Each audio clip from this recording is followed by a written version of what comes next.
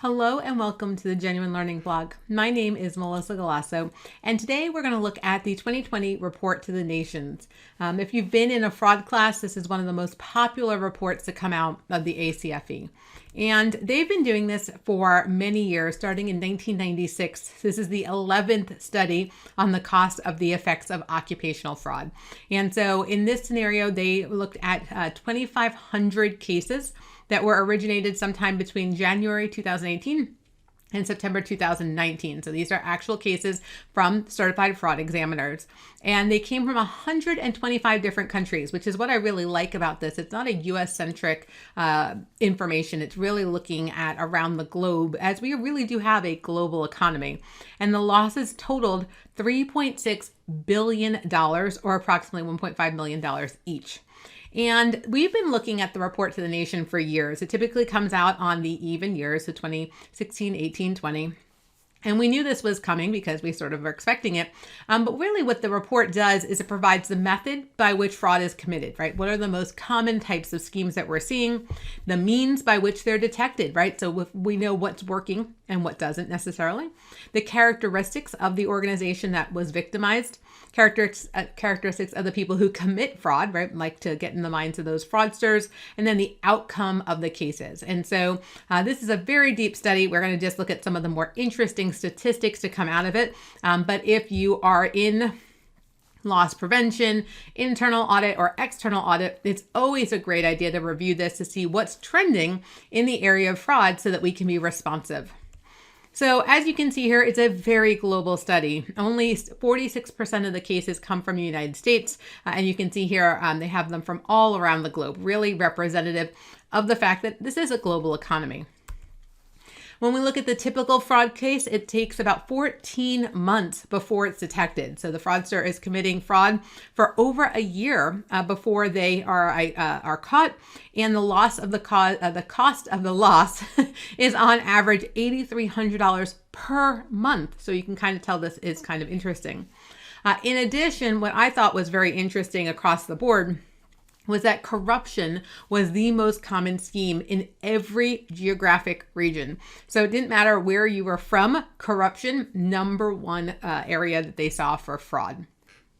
5% of fraud each year is basically CFEs estimate that that's what they lose, right? So the CFEs basically believe that organizations lose 5% of revenue to fraud every year. The median case, or the median loss per case was $125,000, but the average loss, so thinking about median versus average, was $1.5 million, right? So just to give you perspective, so some of them were very large, which kind of skews the average as you go through this. The asset misappropriation is the most common, but also the least costly, right? So 86% of the cases came from misappropriation of assets, but on average, the loss was only $100,000, right? So when we kind of get into it, financial fraud, financial statement fraud is only 10% of the cases, but the average or the median loss is $954,000. So less frequent, but far more damaging. So how are we dealing with this? Well, 43% of schemes came in from a tip, and half of those were from employees. So we know hotlines work.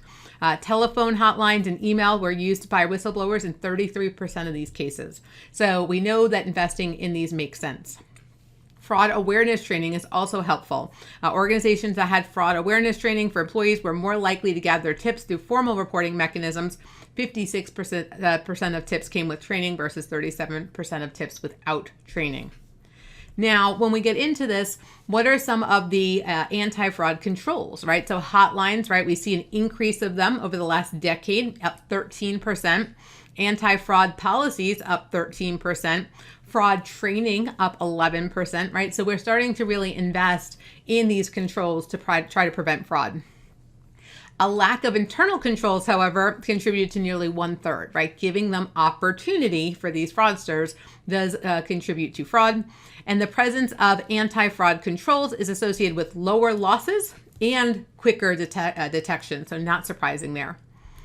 So when we think about small organizations, a lot of times, people say, oh, well, we know everyone, we're like a big family, but billing fraud is 2 times more likely in a small business than in a large business, 2 times more likely for payroll fraud, and check and payment tampering were 4 times higher, right? So even small businesses do have fraud risk. When we look at it, male versus female, who is actually committing the fraud? Again, men committed 72% of all of the occupational and fraud, and they also cause larger losses than women. So I actually have a dear girlfriend who is known for her hashtag pink collar fraud. Women do commit fraud, but they're not nearly as sophisticated apparently here as men, although she will tell you that women do a pretty good job as well. The median loss for men was $150,000 versus $85,000 median loss for women.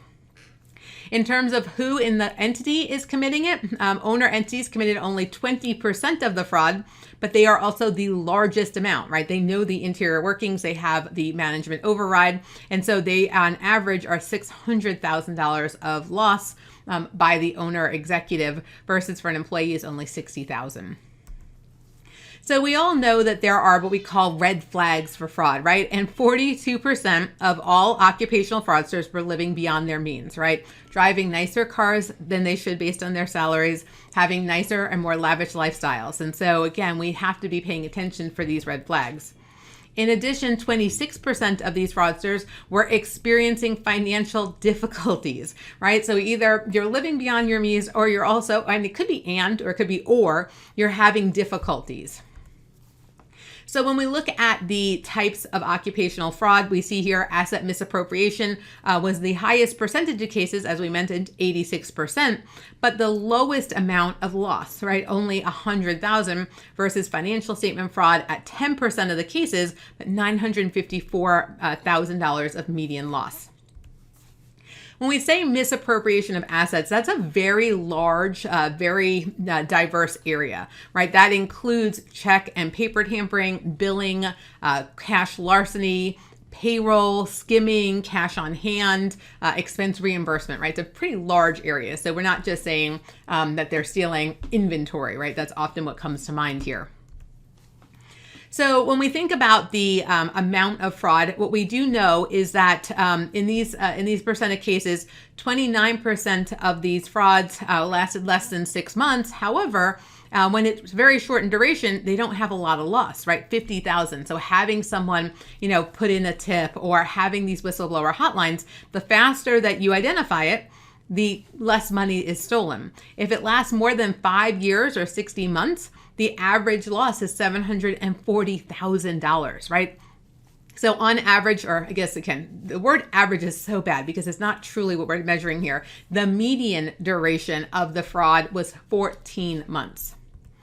So in terms of how are they concealing, the top 4 concealment methods, 40% created fraudulent physical documents, 36% altered physical documents, 27% altered electronic documents, and 26% created fraudulent electronic documents. And so as we think about this, I think that's kind of an interesting look that they're actually easier to commit fraud, or they do it more frequently. I don't know if it's easier using actual physical documents. A lot of times there's concern about using these electronic documents, but apparently paper isn't preventing people from committing fraud.